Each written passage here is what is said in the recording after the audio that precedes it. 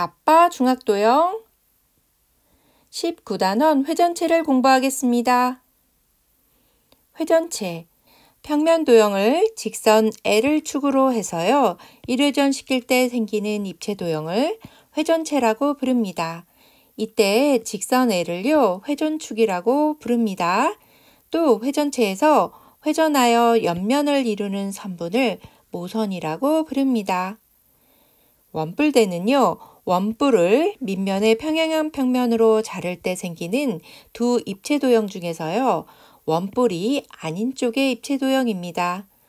여러분, 앞의 단원에서 각뿔대도 배웠죠?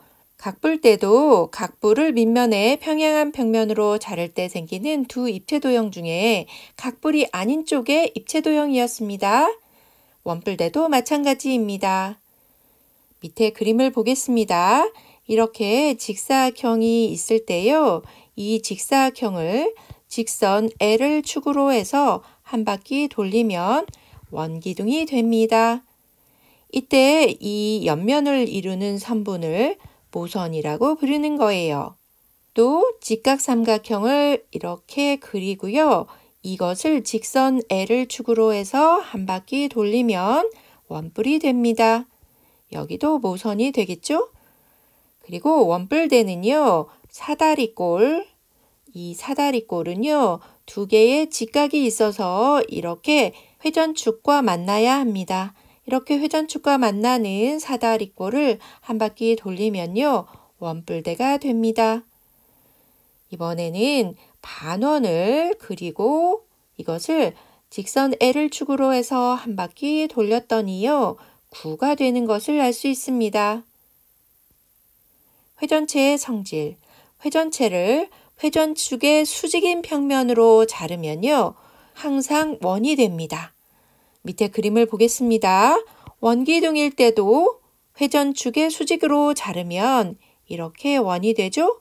원뿔일 때도 이렇게 원이 되고 원뿔대일 때도 원이 됩니다.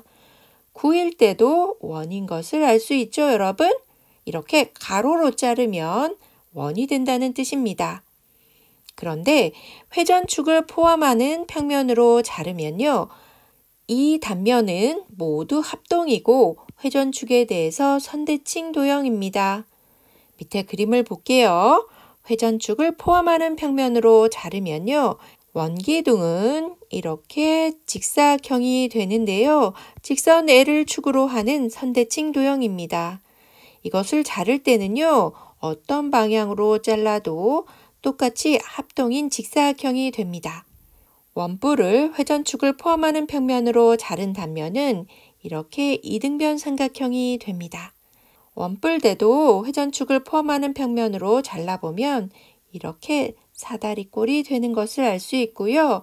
구의 경우에는 원이 됨을 알 수 있습니다. 회전체의 전개도. 먼저 원기둥을 볼게요. 원기둥의 전개도를 그려보면요. 옆면이 이렇게 직사각형입니다. 그리고 밑면은요. 합동인 두 개의 원을 이렇게 그려주면 됩니다.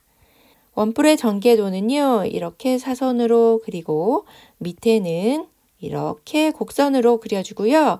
밑면이 한 개니까 원 하나를 그려주면 됩니다. 원뿔대의 전개도를 학생들이 가장 많이 틀리는데요. 이 위에도 곡선, 밑에도 곡선이고요.